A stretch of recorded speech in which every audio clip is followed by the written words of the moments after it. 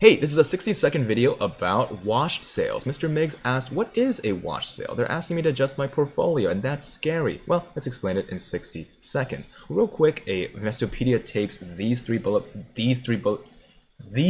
points right here. However, the most important thing that you need to understand is if you accidentally paper-handed GME, let's say, and you sold at a loss, that could be deducted from your taxes as capital loss on a sale. However, if you then go out in 30 days and buy back the similar size of GME, you're likely going to lose that tax benefit. That's all that eToro is asking for, eTrade is asking for. If you have any other questions, go ahead and join me on live streams. We go bell to bell covering technical indicators and technical analysis of your favorite stocks, and it's entirely free, as well as the like and the subscribe button, as well as the bell button if you guys want to slam it, and make sure that you continue learning with us. I really do appreciate it, and we'll see you in the money.